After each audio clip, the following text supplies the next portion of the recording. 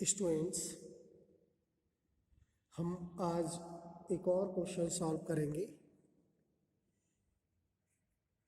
Linear differential equation with constant coefficient इस topic पर। Solve D square minus 5d plus 6 into Y is equal to X plus sine 3x solve करना है। देखिए, ऐसे question linear differential equation होती हैं with constant coefficient. Linear differential equation और constant coefficient कहाँ है, तो इनके देखिए डी का कोफिशिएंट 5 है माइनस का, इस डी स्क्वायर का कोफिशिएंट 1 है। इसका मतलब ये हुआ जो कांस्टेंट है, जो कोफिशिएंट है वो कांस्टेंट है, इसलिए ऐसी इक्वेशन को कहा गया है linear differential equation with constant coefficient. इसका वर्किंग प्रोसेस, इसका जो फार्मूला है y is equal to C F plus P I, यानी इस डिफरेंशियल इक्वेशन का जो सॉल्यूशन है वो ये है। तो इसलिए हमें यहाँ फर्स्ट स्टेप में सी एफ फाइंड करना होगा, सेकंड स्टेप में पी आई। सी एफ आप जानते हैं complementary function, P I particular integral. तो सी एफ फाइंड करने के लिए हमें ऑक्सिलरी इक्वेशन बनानी होती है। इट्स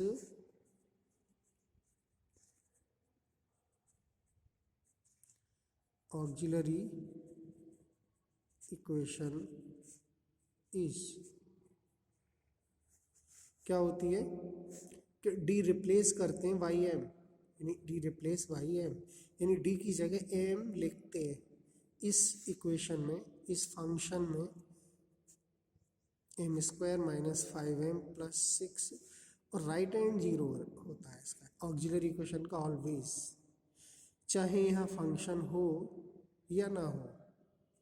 ठीक है, अब क्या करते हैं, ऑक्सिलरी इक्वेशन को सॉल्व करते हैं, मतलब m की वैल्यू फाइंड करते हैं। तो वैल्यू फाइंड करने के लिए जो इसका हमें फैक्टर करना होगा, तो इसके फैक्टर होंगे, देखिए 6 के ऐसे फैक्टर करने हैं जो प्लस होकर 5 आए। तो 6 के ऐसे फैक्टर 3 और 2 होते हैं, तो इसके फैक्टर हो गए m माइनस 2 और m माइनस 3। ठीक है, 3 2 जा 6 और माइनस 3 माइनस 2 माइनस 5, ये बैलेंस होना चाहिए। ये फैक्टर होते हैं इसके, आपको आते ही होंगे ये। यहाँ से हम m की वैल्यू निकालें, तो m की वैल्यू हुई, इससे 2 हो गई, क्योंकि माइनस 2 जब हम इस साइड लाएंगे प्लस की हो जाएगी, माइनस 3 हम इस साइड लाएंगे प्लस का हो जाएगा 3। तो ये रूट्स, मतलब रूट्स कहलाते हैं इस इक्वेशन के रूट्स। तो कैसे हैं रूट्स, रूट्स आर कैसे रियल, रियल हैं एंड डिफरेंट भी है, यानी डिफरेंट दोनों, एक 2 वैल्यू एक 3 वैल्यू, कभी कभी सेम आते हैं, जैसे कि 2 2 दोनों 2 होते, तब हम कहते कि रूट्स रियल हैं और इक्वल है। चूंकि 4 मेथड बताए गए, real and different, real and equal, 2 complex and different, complex and equal. तो 4 मेथड में इसमें फर्स्ट मेथड अप्लाई होगा। तो सी एफ लिखने का वर्किंग रूल्स देखिए, 2 रूट्स हैं तो 2 कांस्टेंट लिए जाएंगे जो कि C1 और C2 होंगे। C1 C2 आर्बिटरी कांस्टेंट होते हैं। तो कैसे लिखते हैं सी एफ को, देखिए C1 लिखा आर्बिटरी कांस्टेंट, फिर e की पावर जो भी रूट है इसका first root 2x, C2 second constant, second root के लिए सेकेंड कांस्टेंट होता है e की पावर 3x। सी एफ हो गया, बहुत सिंपल। तो आपका एक स्टेप पूरा हुआ कि सी एफ हमने फाइंड कर लिया, ज्ञात कर लिया। अगला स्टेप होता है पर्टिकुलर इंटीग्रल, यानी कि पी आई जिसे कहते हैं शॉर्ट में। तो क्या लिखते हैं, पी आई कैसे बनाते हैं, पी आई की फॉर्म 1 एफ डी।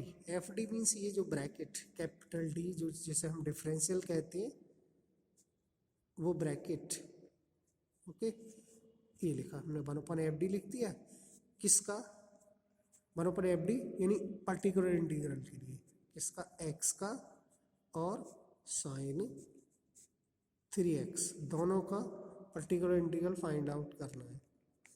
तो हम ये देख रहे हैं दोनों के बीच में साइन प्लस का है या माइनस का भी होता, तो दोनों फंक्शन के अलग अलग पर्टिकुलर इंटीग्रल यानी पी हम फाइंड करते हैं।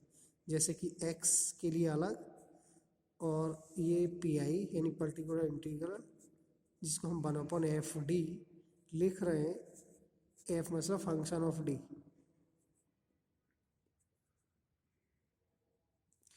x का अलग हो गया, ये वाला प्लस का चिन्ह साइन के लिए अलग हो गया।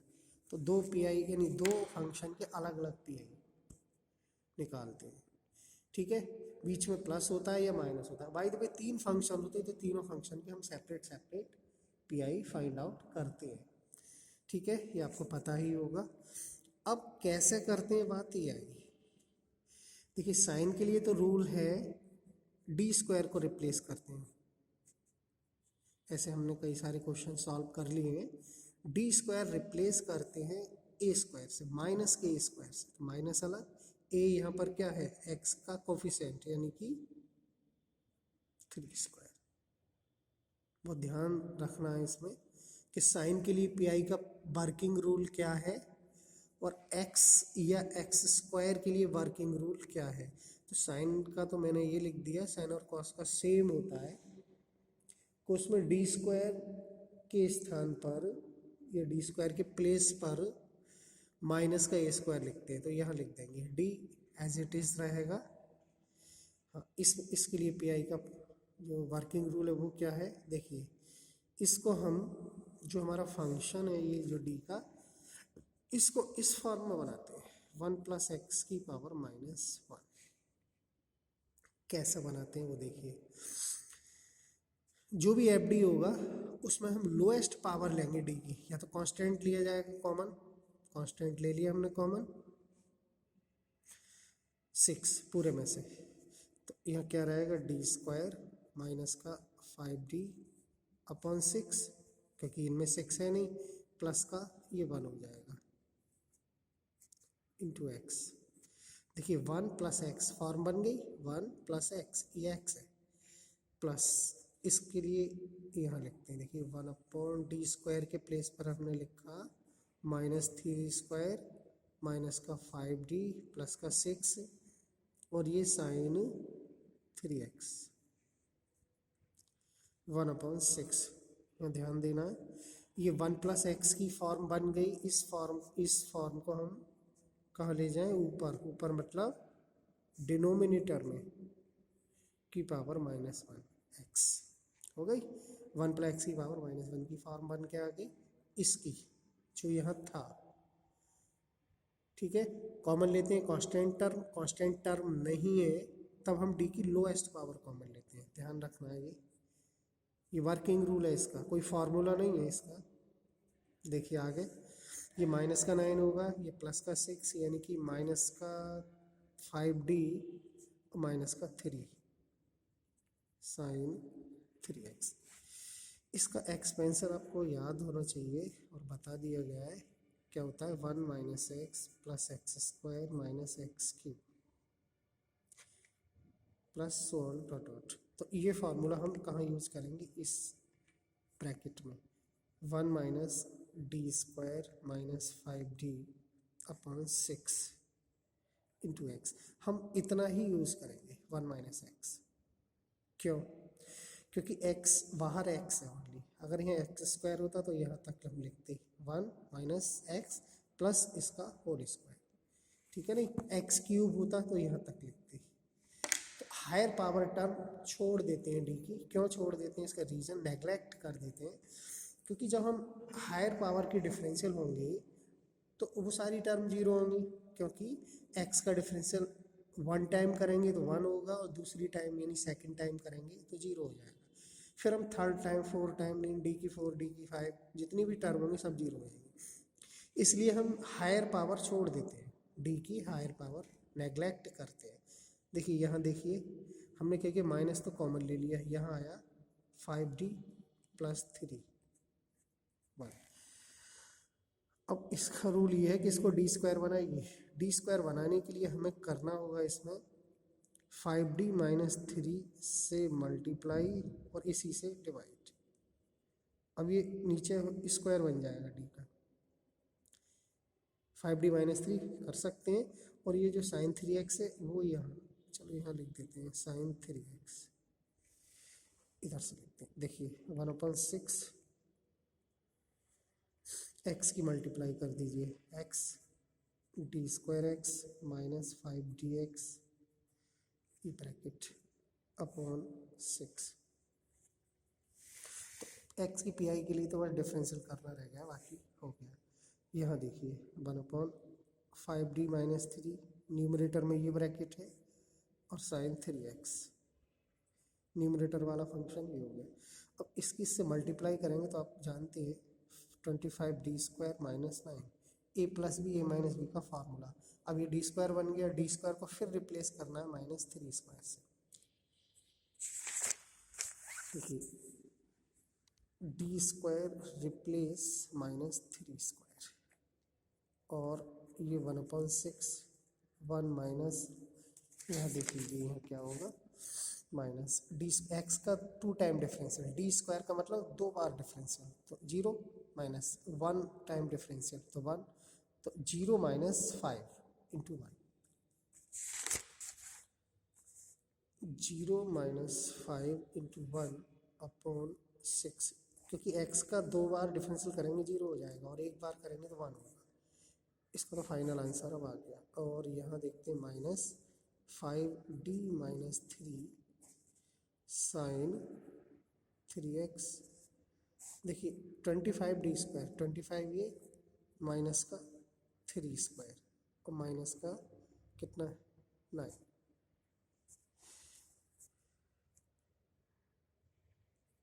1/6, और ये कैलकुलेशन हुई 1 माइनस माइनस प्लस प्लस 5/6 और माइनस 5d साइन 3x की मल्टीप्लाई कर दो, माइनस 3 साइन 3x अपॉन ये माइनस का 9 है ना, तो 25 9 जाके कितने होंगे 225, और माइनस कीजिए 9 तो माइनस 234। इसको कैलकुलेट करिए 11/6 यानी 11/36, और ये plus minus 234, 5d means differential, तो इसका डिफरेंशियल होगा 3 cos 3x, तो 3 मल्टी होकर 15 cos 3x माइनस 3 साइन। देखिए ये आंसर हो गया, यानी पी हो गया। और हम सॉल्यूशन जानते हैं CF प्लस PI, तो CF जो आया PI ये आया, दोनों वैल्यू हमें यहाँ